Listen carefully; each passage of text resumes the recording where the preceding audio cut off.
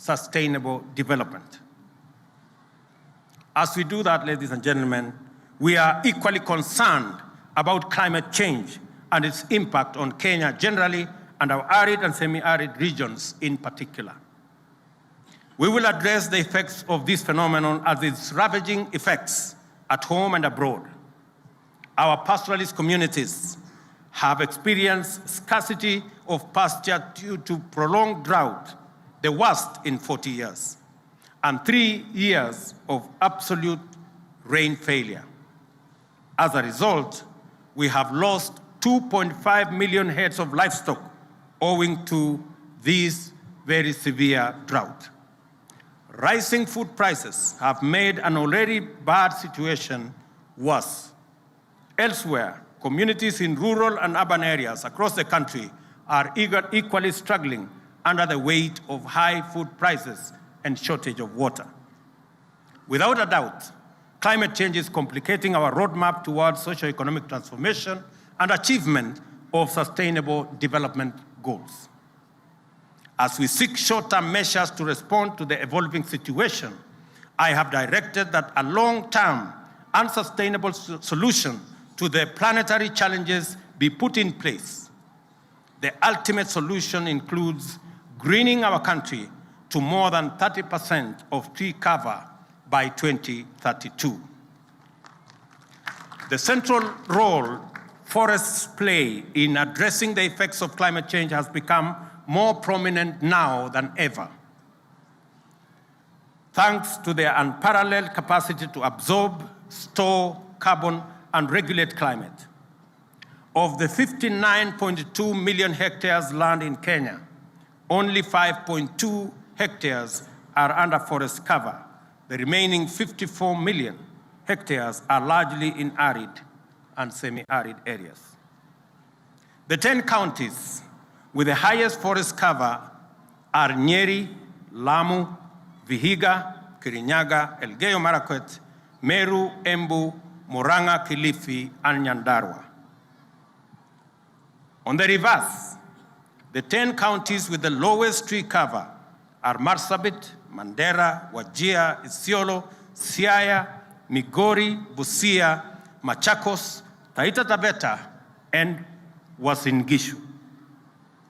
I call upon the Council of Governors to facilitate more discussion to achieve parity in tree cover by using peer-to-peer learning and exchange of information.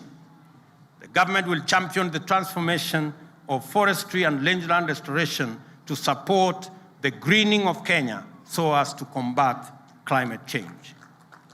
We are at the final stages of designing a special presidential forestry and rangeland restoration program.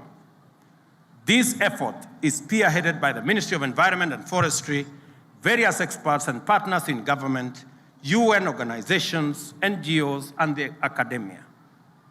The objective is to grow 5 billion trees in the next 5 years and an additional 10 billion trees by 2032. This will eventually lead to the rehabilitation and restoration of 10 million hectares in our 290 constituencies, as well as some specially selected ecosystems and water towers threatened by degradation and destruction. To achieve this ambitious plan, the government will continue to support efforts by the Kenya Forestry Research Institute, KEFRI, in high-quality seed production in their 18 seed centers across the country. Agroforestry and farming of avocados, mangoes, and macadamia will also open new value chains for our export market, creating green jobs in those sectors. I therefore urge all Kenyans to support this government's call to grow at least 15 billion trees in 10 years. To achieve this target, simple calculation shows that every Kenyan needs to grow at least 300 trees, the 50 million of us. We will be able to grow 15 billion trees. And I will tell the ministry concerned, the Ministry of Environment, to issue a small certificate for every Kenyan who completes his round of 300 trees. Restoration in the presidential program will be undertaken by youth and women groups, civil society, communities, and religious organizations, leveraging on private sector and government financing. To ensure sustainable funding, Kenya is developing policies and strategies to tap into the global carbon market opportunities accessed through carbon trading.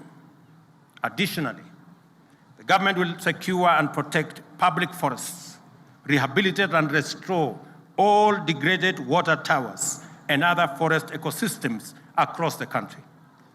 We will work towards fencing all fragile water towers and other ecosystems to protect them from encroachment.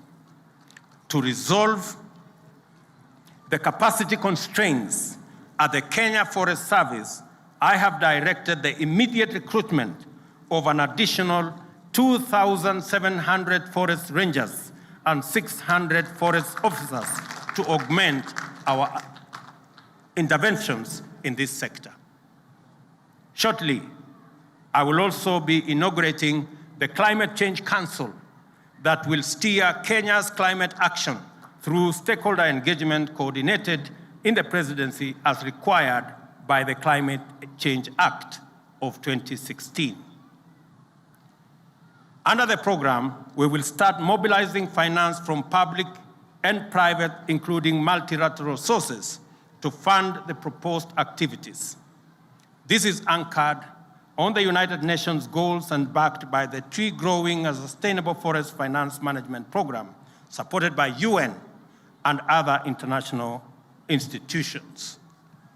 The program also responds to Kenya's commitment to help reduce global greenhouse gas emissions articulated in various multilateral environmental agreements and the United Nations Decade of Action on Ecosystem Restoration. Kenya will rally the globe towards more ambitious climate change action in next month's 27th UN Climate Change Conference at Sharm el-Sheikh in Egypt. In an increasingly interconnected world, ladies and gentlemen, our well-being depends on engagements with our neighbors, continental fraternity, and international partnerships. In all these areas, Kenya has continued to be a dependable ally, faithful friend, and effective partner, ever committed to a win-win